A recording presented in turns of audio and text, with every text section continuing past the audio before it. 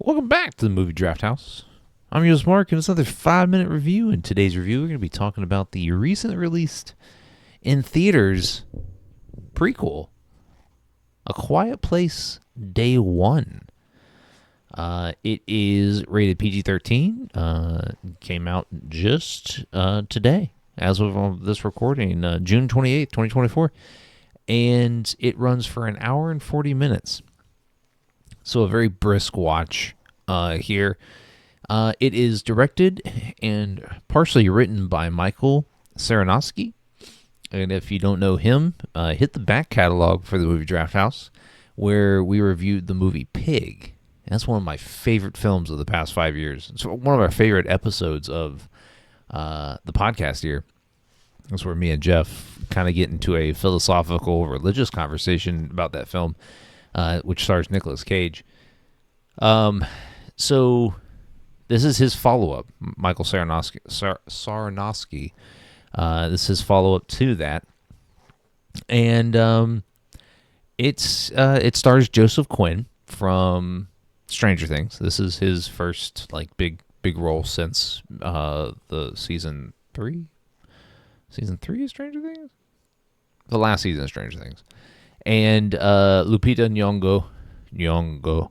That's not how you say it. That's how I'm going to say it, though. And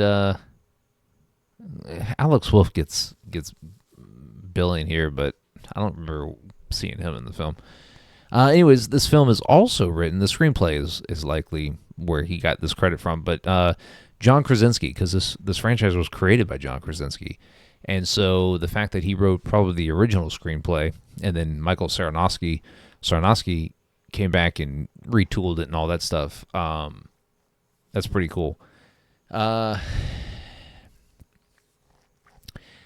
a standalone horror creature thriller film, it's fine.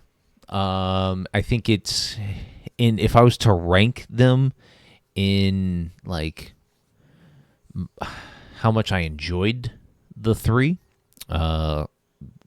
original Quiet Place, probably this one second, and then Quiet Place 2. And I think Quiet Place 2 is just suffers from not having Krasinski in it. Same family, but without Krasinski. It's just not the same movie. One of the biggest things that I enjoyed and didn't expect in this film is the level of intimacy, from just a human character standpoint in the film between Joseph Quinn's character of Eric and Lupita's character of Samira, who in Samira we learn very early on is in hospice in New York, right outside New York City, and she's dying of cancer. That's made clear. There is no saving her. She is just kind of hanging out till she's dead. And for the first 10-ish, 15 minutes, we get her kind of just being resigned to die.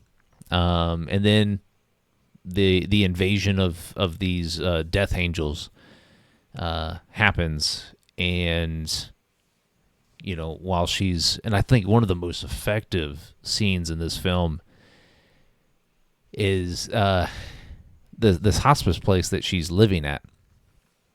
They take a bus ride into the city to see a marionette puppet show at this old theater, and it's really cool. A very, very well done sequence of scenes.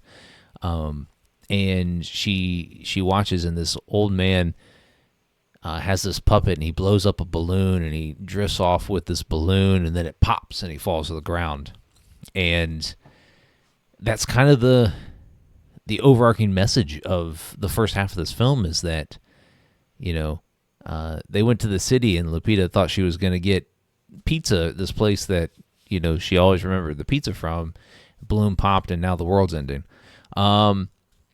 Kind of role reversal. Lupita is the alpha character here, the strong one, and Joseph Quinn's character of Eric is the not feminine, but kind of damsel in distress type character. Where but he gets his own scenes. It works, and then their relationship that blossoms from it works. Very intimate, romantic-esque, but nothing to where the film kind of sideswipes you and says, "Hey, look at these characters; they like each other." They're both helping each other stay alive, and through that, they've struck this friendship that has become it's a mutual thing. We find out that Joseph Quinn is in the city because he's attending law school. We don't know where, but his family lives in England, and he's scared. He doesn't want to die in the city. And so the third star here is the cat, Frodo. Probably the best performance of a cat on screen ever. The cat multiple times gets drowned and made me feel a certain sort of way, but then the cat lives, and I'm like, yes, get the fuck out of there, cat. And so it's a good film. It's a good film. It's too brisk for my liking. It's too surface level for my liking. There were three films deep into this, into the events of A Quiet Place, this franchise, and we still don't know why these aliens are on Earth. We still don't know what led the aliens to come here. We still don't know, honestly, and I don't say this very often because I really don't care, but I want to see it from the government perspective. In this film does a lot where, and it left me wondering, why don't they just blast, noise from helicopters on, to an area of land, attract all the aliens, and then drop like a nuclear warhead on the place where they're all, because they're seeking the noise. I don't know. It's a question that doesn't need an answer. But anyways, I recommend it. It's a good film. It stands alone as its kind of own one-off story. There is Jumon Hansao's character from the second film is in this briefly, but we meet his family, and so it does have ties to the movies in that way. But yeah, give it a watch. I recommend it. But don't forget to hit the subscribe button when it pops up so you don't miss any future content right here on the podcast. And don't forget the podcast releases weekly, every Thursday on your favorite podcast streaming platform. Oh yeah, and we're at Movie Draft House on Twitter, TikTok, Instagram, right here on YouTube. So give us a like, follow, subscribe, and we'll catch you next time.